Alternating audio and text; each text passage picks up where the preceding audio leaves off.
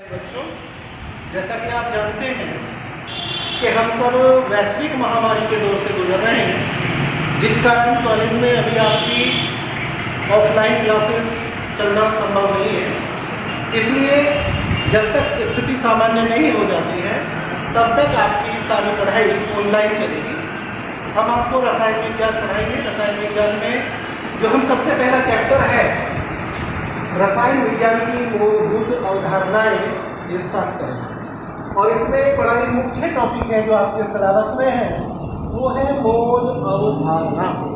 तो हम आपको आज मोल अवधारणा बताएंगे।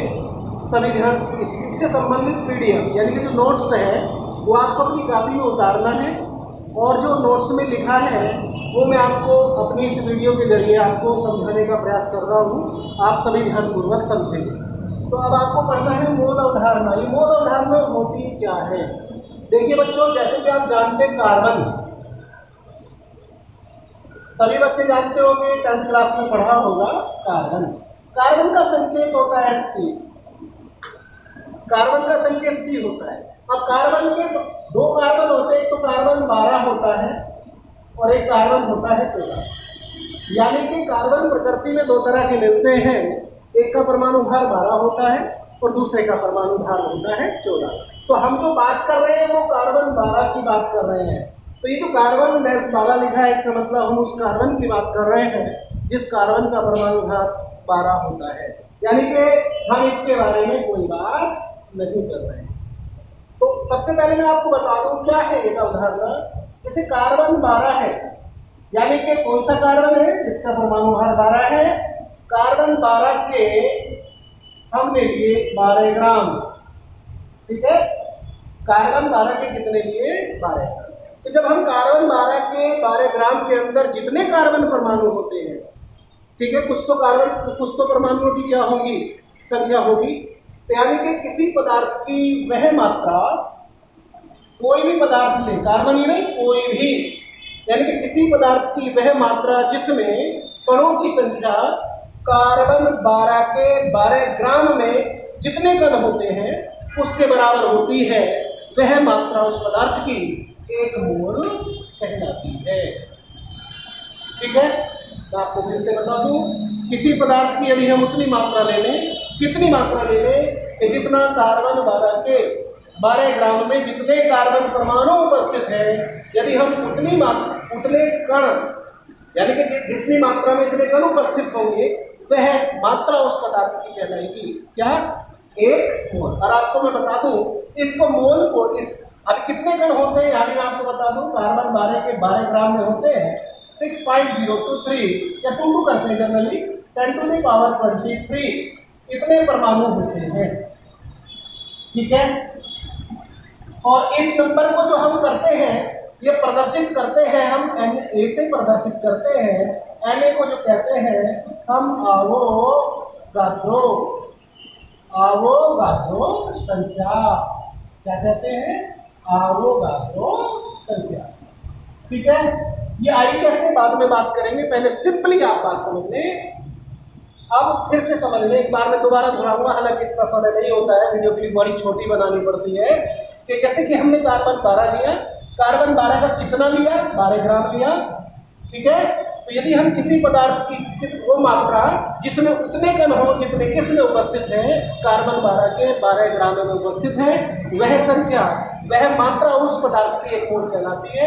अब मैं आपसे बता रहा हूँ कि कार्बन 12 के 12 ग्राम में यदि परमाणुओं की संख्या देखें तो वो 6.022 × 10⁻23 परमाणु होती है। और इस संख्या को हम N means number, A means Avogadro number, Avogadro संख्या से क्या करते हैं? प्रदर्शित करते हैं। यदि मैं डीप थोड़ा सा जाऊं, ये निकाला कैसे? एक्चुअल में स्पेक्ट्रोमापी एक शब्द होता है, 1 मीटर होता है स्पेक्ट्रोमापी। स्पेक्ट्रोमापी से जब कार्बन का क्या देखा गया? एक परमाणु किसका बच्चों? किसका? कार्बन 12। जब हमने उसका भार देखा तो वो कितना था? 1.99 × 10⁻⁻23 था। ठीक है, अरे बोलो, यानी कि स्पेक्ट्रोमापी द्वारा कार्बन के एक परमाणु का भार 1.99 × 10⁻23 था।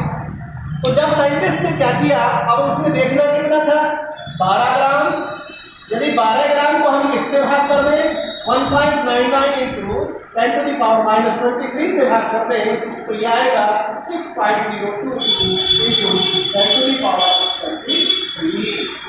यानी कि ये जो संख्या है, अब आप रैंडम आप सोच रहे होंगे कि ये संख्या कहाँ से आ गई, तो साइंटिस्ट ने इस संख्या को इस तरह से प्राप्त किया था और एक फिगर बना ली, और इसी के बिहाफ पे उसने किसको जन्म दे दिया, मोल अवधारणा को जन्म दे दिया। राइट, अब आगे बात करते हैं, इससे आगे बात करते हैं, आपको समझ आ गया होगा, आपके नोट्स में भी दिया है। अब आगे बात करते हैं, देखिए बड़े आसान शब्दों में मैं आपको बता रहा हूं। अब मोल निकलते कैसे हैं, मोल ज्ञात करें।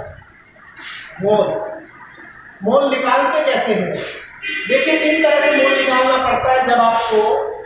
जब भार दिया हो, मोल को जो डिनोट करते हैं वह एन से करते हैं, जब भार दिया या ज्ञात, जब भार ज्ञात हो तो उस समय एन कैसे निकालेंगे, एन बराबर क्या होगा, पदार्थ जो भी है, पदार्थ का भार को किससे भाग कर दे, उसके परमाणु भार या अनुभार से भाग कर दे, तो आपको मोल आ जाएंगे, यानी कि W/m, जहां पर m क्या है, पदार्थ का यदि वो परमाणु है तो परमाणु भार है, और यदि वो कोई अणु है तो उसका अनुभार है। भार को हम प्रदर्शित किस से करते हैं, W से करते हैं, और इसको हम किस में पुट करेंगे, ग्राम में पुट करेंगे। राइट, दूसरा, जब आयतन ज्ञात हो, यानी कि पदार्थ के, यानी कि गैस हो या कोई भी हो, यदि आपको उसका क्या दिया हो, आयतन दिया हो, तो उस समय मोल कैसे निकलता है, उस समय आप मोल ऐसे निकालेंगे, उस आयतन को आप लीटर में रख लें। V मीन्स क्या है, आयतन को किस में रखें, लीटर में, और उसे आप 22.4 से क्या कर दें, डिवाइड कर देंगे, तो आप क्या हो जाएगा, तब भी आप क्या ज्ञात कर सकते हैं, मोल ज्ञात कर सकते हैं। तो ये फॉर्मूला तब लगता है जब आपको भार दिया हो, ये फॉर्मूला तब लगता है जब आपको आयतन दिया हो। तीसरा है कि जब कणों की संख्या ज्ञात हो, जब कणों की क्या ज्ञात हो, संख्या ज्ञात, तो उस समय n मीन्स मोल कैसे निकलेगा, n क्या है, कणों की संख्या,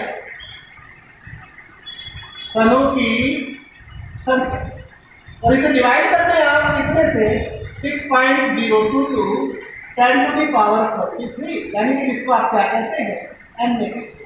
तो 3 तरीके से मोल, देखिए अलग अलग, ये सारी प्रॉब्लम्स को अकेला सोल्व कर देगा। ये कंसेप्ट तब लगता है जब भार दिया हो तो मोल ऐसे ही निकालेंगे, दूसरा कोई तरीका नहीं है। यदि आपको आयतन दिया हो तो मोल ऐसे निकालेंगे, दूसरा और कोई तरीका नहीं है। ध्यान रखें कि इसमें आयतन रखने से पहले आप उसे लीटर में कन्वर्ट करेंगे। जब कणों की संख्या दी हो, n कणों की संख्या, देखिए n है ये खाली, ये Na नहीं है, Na का मतलब अवोगाद्रो संख्या होता है। कणों की संख्या दी है तो उस अवोगाद्रो संख्या से भाग कर दें तो क्या होता है, मोलों की संख्या क्या हो जाती है, निकल जाती है। अब मैं थोड़ा सा इसके, आप ध्यान रखना, पहले कुछ बातें और आपको बता रहा हूँ। मोल दूसरी तरह से और कैसे मोल के बारे में, मोल इक्विवेलेंट टू किस के हो सकता है, यदि आप पदार्थ का, आपको परमाणु दिया है तो परमाणु भार लिख दे, उस पदार्थ का परमाणु भार, और मात्र उसके बाद में ग्राम लगा दे, तो वो भी क्या होगा, 1 मोल होगा। क्या होगा, 1 मोल। और यदि वो अणु है तो आप यदि अनुभार लेते हैं, अनुभार के बाद ग्राम लगा दे तो उस अणु का 1 मोल होगा वो। राइट, एक और भी है, कभी कभी यदि कोई लिख देता ग्राम परमाणु, तो यानी कि आज से आपको ये समझना है कि ग्राम परमाणु कह दे या 1 मोल कह दे, वो भी बात सेम है, उसमें कोई अंतर नहीं है। या आप यूं कह दे कि ग्राम अणु, यानी कि यदि किसी ने ग्राम अणु लिख दिया, इसका मतलब उस अणु का कितना लिया गया, 1 मोल। ये भी 1 मोल, ये भी 1 मोल और ये भी 1 मोल। 10 मिनट होगी, बस इतने